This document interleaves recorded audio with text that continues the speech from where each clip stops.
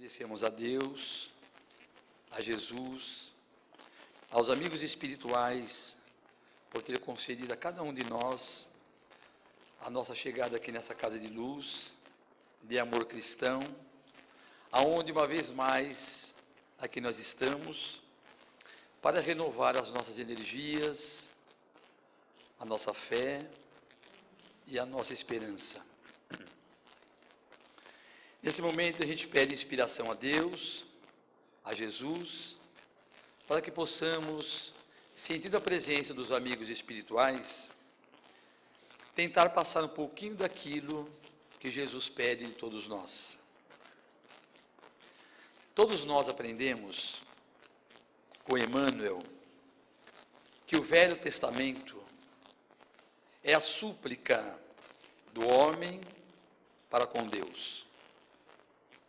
E Emmanuel também relata que o Novo Testamento é a resposta de Deus para com os homens, para com as suas criaturas. O Novo Testamento, para todos nós, é o maior código de moral, de ética e de bom relacionamento. E por que não dizer também da inspiração que ali nós podemos encontrar nas palavras de Jesus, quando nos pede a todo momento e instante que nós nos liguemos com Deus, nosso Pai Celestial. Nem mesmo Jesus prescindiu da oração. As suas palavras, o seu pensamento constantemente estava ligado a Deus em oração. Todos nós sabemos, por tudo aquilo que Jesus passou, e no momento da crucificação, ele olha para o alto e diz: Pai, perdoai-lhes, porque não sabem o que fazem. É a prece mais sintetizada que sai dos lábios de Jesus, pedindo para todos nós, que ainda não conseguimos entender toda a grandeza da sua mensagem. Por isso, a necessidade das nossas reencarnações sucessivas, de voltar quantas vezes se faz necessário, para nós não somente interiorizarmos a sua mensagem, como também colocarmos em prática. Os cristãos primitivos, todos eles se apegavam na oração. E narra Emmanuel que, seja qual fosse a situação pela qual eles haveriam de passar, eles ajoelhavam-se, se apegavam nos escritos de Mateus, que nos trazia a mensagem de Jesus. Ali eles liam um trecho e pediam inspiração antes de tomar qualquer decisão, seja na ação, seja a orientação a outras pessoas. O mesmo realizara Paulo, assim também fizera Estevão, e todos os discípulos de Jesus que vêm a posteriori. Além da sua ação para o bem, eles estão ligados na oração para com o Pai. E desta forma, nós relembrando que, sendo espíritas, nós temos também por dever realizar esta prática, que muitas vezes se torna um momento esquecido, diante das correrias, diante dos nossos quefazeres, diante da canseira, diante de outras tantas atribuições que a nossa vida nos exige em nosso dia a dia. Mas nós temos muito mais a agradecer do que praticamente pedir. O próprio Pai Nosso, que nós fazemos inúmeras vezes, ali encontra-se inserida, no primeiro momento, um ato de louvor a Deus. Pai nosso que estás nos céus, santificado seja o vosso nome. Dessa forma nós vamos vendo a grandiosidade de Deus. E nós sabemos que Deus existe.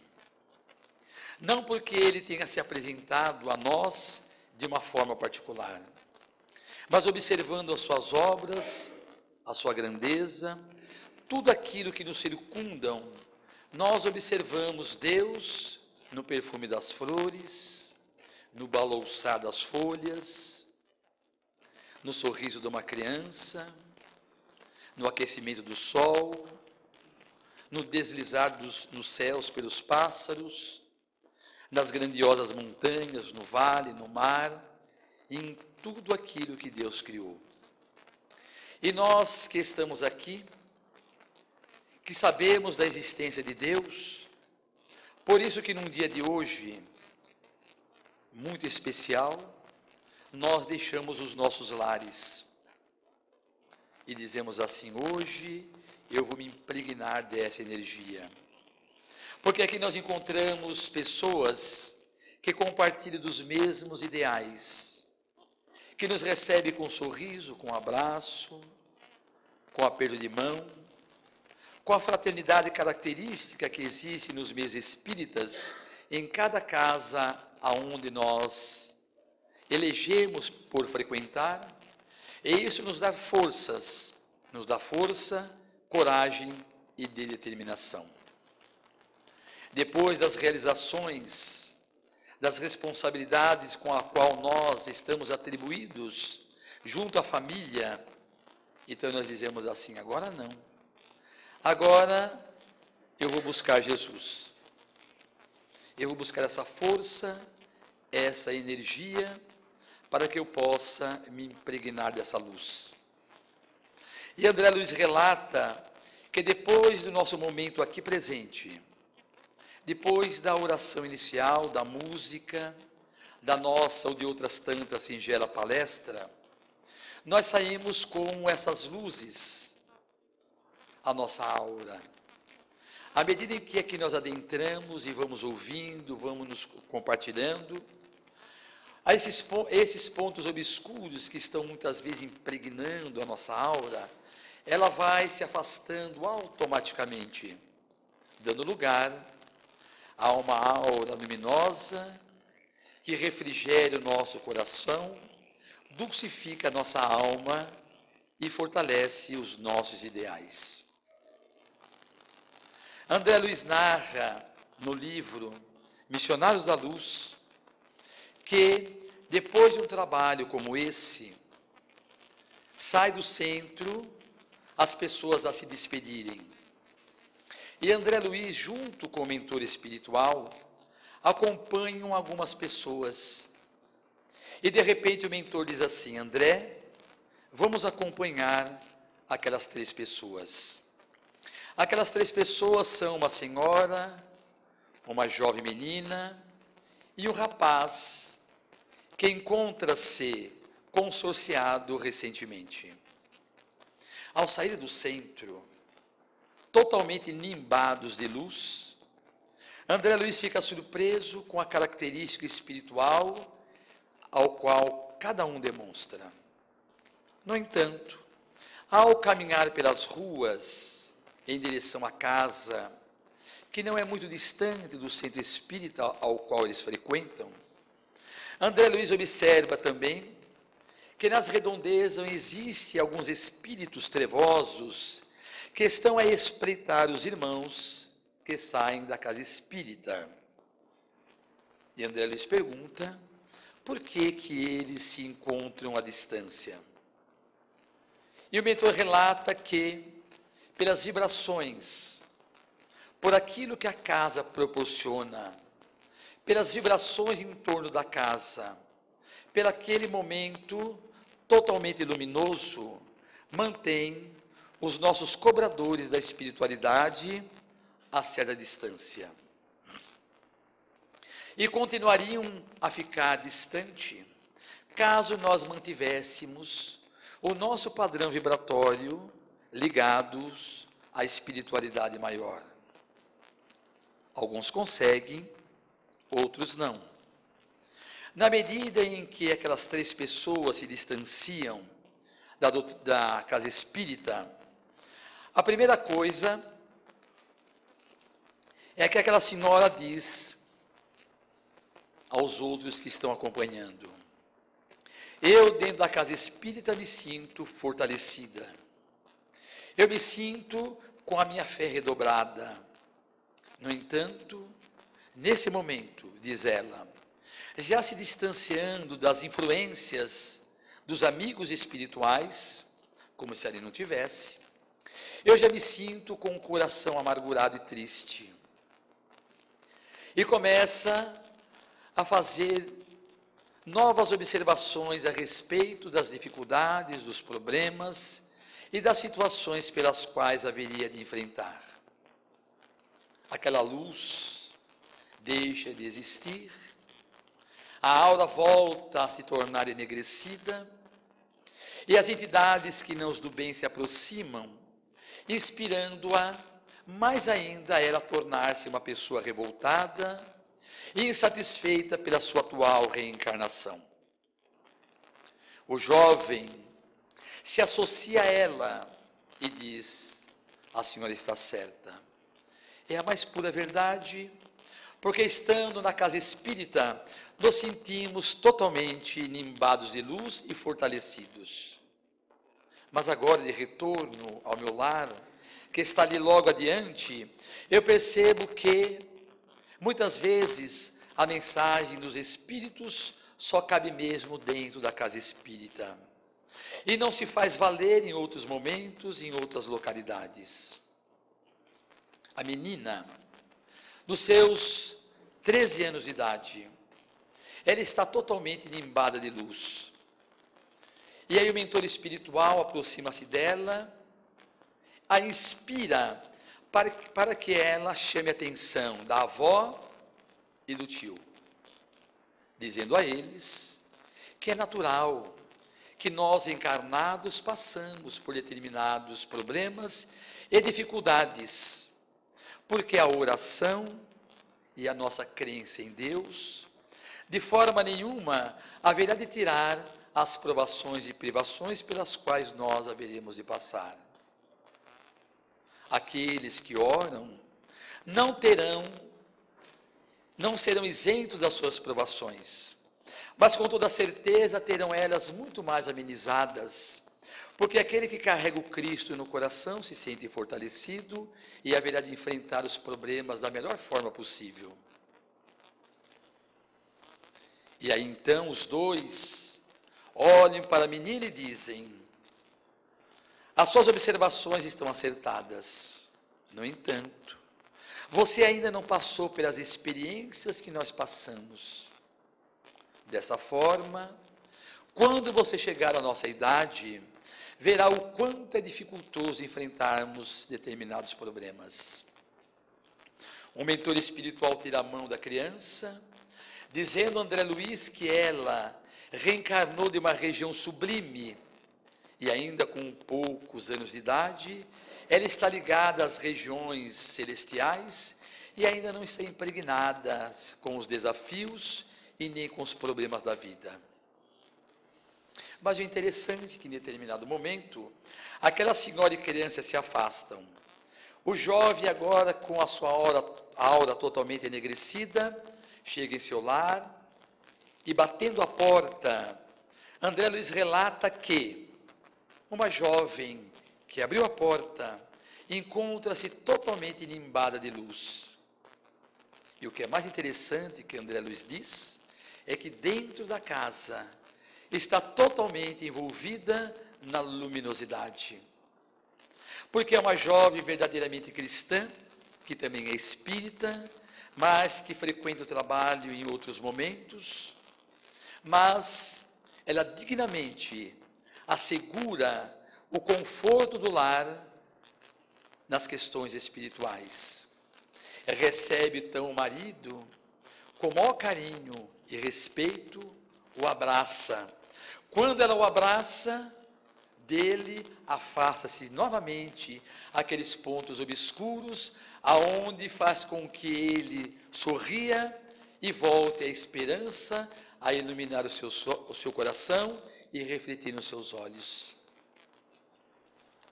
Logo mais, os dois vão descansar. André Luiz está ali observando e nos relatando a importância do nosso pensamento ao mundo espiritual. Logo mais, a jovem afasta-se do corpo, visualiza o mentor que ali está e diz ao mentor: muito obrigado por mais uma vez o Senhor trazer a nós as suas benesses luminosas. Mentor, antes de ir embora, não deixe de deixar aqui aquilo que nós tanto precisamos. Me desculpe, mas nesse momento eu haverei de me retirar para um estudo que eu venho realizando há algum tempo no plano espiritual. E ela vai embora.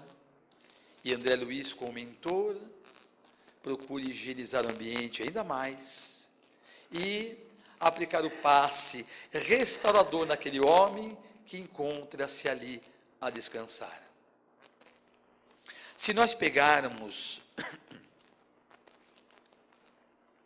as obras de Kardec, o Livro dos Espíritos, o Livro dos Médiuns, o Evangelho segundo o Espiritismo, Céu e Inferno, a Gênese e mesmo obras póstumas, nessas novas edições que tem a síntese, que tem lá no final a relação de todo o assunto que é ali explicado, nós vamos observar que Kardec deu para todos nós uma grande importância à oração. Lá nós vamos encontrar a prece, mas com observação assim: leia aonde está escrita a oração. E na questão 658, Kardec começa a perguntar aos espíritos amigos da importância da prece que nós deveremos fazer a Deus. E eles dizem que é um ato de consideração e respeito. E embora Deus saiba de todas as nossas dores e dificuldades, Ele nos atende através dos seus emissários de luz. Por isso que Jesus relata que não é necessário a multiplicação e a quantidade de palavras. O que vale é o sentimento. Porque se quereis orar a Deus, vai para a tua casa, adentra o teu quarto, fecha a tua porta e ore a Deus em silêncio. E Deus, que nos ouve no silêncio dos nossos corações, haverá de atender a nossa súplica através da oração. E por que então nós deveríamos orar a Deus, se Ele sabe de todas as nossas dores e dificuldades? Porque é um ato de humildade, é um ato de reconhecimento, em saber que Deus é o Senhor de tudo e de todos. E ainda sabemos que nós somos seres que reencarnaram, mas ainda nós, sabendo as nossas dívidas pelas quais nós haveremos de passar, nós teríamos que orarmos todas as noites antes de descansar. E a oração de uma forma simples. Lembramos sempre que muitas vezes nós perdemos aí 2 horas assistindo um final de campeonato, como teve domingo, com todo respeito, sem crítica alguma. Assistimos novela em quase 1 hora de duração, filmes com quase 2 horas. É um lazer, é uma distração necessária e importante a todos nós. Mas o que Deus pede para nós? Depois que Ele nos ajudou, que nós acordássemos, levantássemos cedo, trabalhássemos, tivéssemos a alegria de caminhar, de gesticular, de enxergar, de ouvir, de respirar, de falar, de se alimentar, de ter uma família, de uma casa, de uma cama quentinha no colchão, com travesseiro, um cobertor. nós rapidamente sentássemos e disséssemos assim: Senhor, muito obrigado pelo dia, pelo alimento, pela família, pelo trabalho, pela saúde. Muito obrigado por tudo. E depois desse ato de agradecimento, nós orarmos por aqueles que precisam. Hoje mesmo, conversando com Marcos, e nós o conhecemos, e os nossos amigos aqui presentes também conhecem, o nosso amigo Edson Pinheiro Brito, da Casa Branca do Caminho, que já veio aqui algumas vezes palestrar, e ele também lá é dirigente de alguns trabalhos. Encontra-se em químio e na radioterapia também, muito debilitado. Então, nesse momento em que nós estamos orando, agradecendo a Deus pelo dia, emitimos um pensamento para ele, que Deus possa envolvê-lo através dos seus emissários de luz, que lhe fortaleça, que renove as suas células, que fortaleça nessa triste provação, não só para ele, como assim a inúmeros outros corações que existem nesse mundo, passando por essa terrível provação que é o câncer, a tuberculose, o fogo selvagem, a lepra, pessoas abandonadas na rua, não importa o porquê, é importante que nós oremos. Pessoas adoentadas. Certa feita assistimos, e todos devem ter assistido também, as mães de hospital, aquelas que muitas vezes na gravidez nasceu um filho com um problema orgânico e nunca pôde sair do hospital. E lá fora tem o marido, tem outros filhos, mas a mãe, esse ser divino, ao qual logo, daqui uns dias nós vamos comemorar o Dia das Mães, desse ser sublime, maravilhoso, fica lá, dia e noite, próximo do seu anjo, da sua riqueza, não arredando o pé nunca, doando e se dedicando a ele. Então nós temos muito a orar pela família universal tão sofrida e desesperada. As pessoas que já leram o livro No Mundo Maior, existe uma cena maravilhosa que André Luiz também traz para todos nós. Ele comenta que em determinado lugar existem inúmeros, mas ele relata um como exemplo. Junto de Zenóbia, de Aniceto, que é o mentor. E Aniceto diz assim: André, observe esse lugar aonde nós vamos adentrar.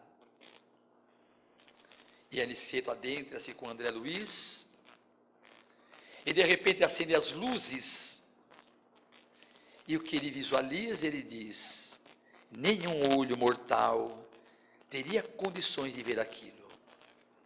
E ele observa que é uma grande extensão de camas, aonde ali existem os espíritos acamados, mais de 2.000, que passaram pela terra afirmando que Deus não existe, afirmando que a vida continua é mentira, que eles eram contra a caridade e o amor ao próximo, e ao desencarnarem, encontram-se ali, mais de 2.000, sendo assessorados e ajudados pelos enfermeiros da espiritualidade maior, 24 horas. Mas quem já leu as obras de André Luiz, vão perceber que todas as obras são pautadas de oração. Esses mentores sublimes, vez que outra, reúne-se com André Luiz e outros espíritos para a oração. Então lá, nesse momento de forma especial, André Luiz, Aniceto, Alfredo, que é o esposo de Zenóbia, diz assim: agora, André, é o nosso momento de oração e de doação em favor deles. Para mim, um relato sublime. Porque André Luiz relata que Zenóbia faz uma oração. Na medida em que ela está fazendo oração, cai sobre eles uma chuva luminosa, que vai os nimbar de luz. Zenóbia, Alfredo, as assessoras do mundo espiritual, Aniceto, André Luiz e Eloy, nas mais diversas tonalidades. Depois que eles são impregnados de luz, Zenóbia diz: agora nós vamos doar aos nossos irmãos. E André Luiz relata que sai dos seus corações, como se fosse uma bola luminosa, um farol luminoso, que vai adentrando e vai atingindo aqueles corpos inanimados no mundo espiritual, que até então se encontram. E aquela chuva de luz vai adentrando os corpos deles, e fazendo com que, de repente, todos entram em choro, em desespero, clamando por socorro, falando do seu grande desespero que vai em seu âmago e em seu íntimo. Todos os dias, ali, Zenóbia, junto com outros, tem essa prática para ajudá-los, porque, segundo ela, somente a oração pode ajudá-los. Gente, de 2000, de repente dois espíritos levantam-se e saem desabalar da carreira.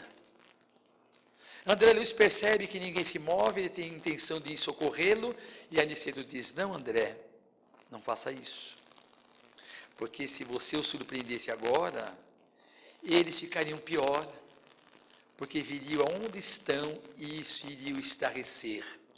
Mas eles vão correr e eles serão ajudados num outro departamento, que carinhosamente haverão de recebê-los e de ajudá-los.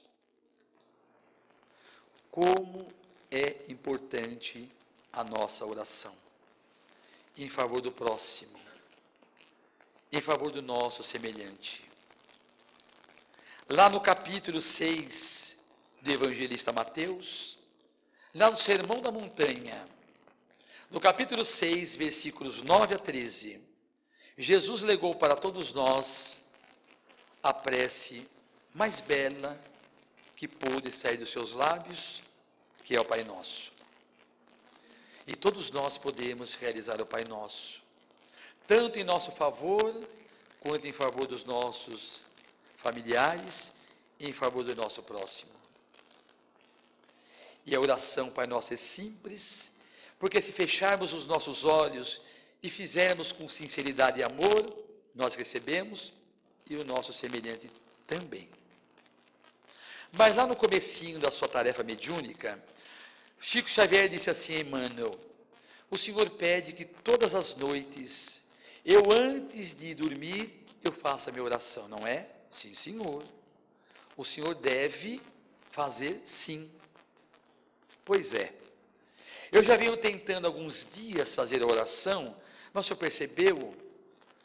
No meio da oração eu durmo, porque eu acordo muito cedo. Eu tenho muitas coisas para fazer. E quando eu chego de noite, depois do banho, do desjejum, eu sento e durmo. Aí a gente vai imaginar o Emmanuel consolar o Chico, abraçá-lo, né? Aí Chico diz assim: pois é, eu tenho observado que quando o senhor está almoçando ou jantando, que não leva menos de 15 minutos, eu nunca vi o senhor cair com o rosto no prato. E olha que a oração não vai 15 minutos, é só alguns segundos ou minutos. Portanto, se o senhor tem tanto respeito ao corpo e se alimenta de uma forma frugal e vegetal, porque nós precisamos alimentar a matéria em respeito ao espírito que está ali reencarnado, mais respeito o senhor deve ainda ao espírito que está reencarnado no corpo e precisa desse alimento espiritual. E André Luiz diz assim, que se nós cultivarmos o hábito da oração, nós já vamos nos preparando para quando estivermos no plano espiritual, nos alimentarmos dessas energias que existem no mundo espiritual. Porque algumas vezes nós já lemos que alguns espíritos recém-desencarnados precisam e necessitam do caldo reconfortante para se fortalecerem naquela região. Mas nós nunca ouvimos dizer que os espíritos sublimes se alimentam de forma nenhuma. O alimento deles é a oração, aonde todas as noites eles se reúnem em prece, e nós observamos que André Luiz relata que aquela região se torna nimbada de luz, impregnando aqueles corações e tornando-se luminosos sempre. Então, nós que somos espíritas, nós não acreditamos, nós sabemos. E quando a gente sabe, não tem como dizer assim, não quero, porque já leu. Quando a gente lê assim, o silêncio, não quero ler, mas já leu, o silêncio é uma prece. Então nós sabemos da importância que nós temos que realizar todos os dias, antes de nós dormirmos. Mas só antes de dormir, de repente não deu tempo, está cansado.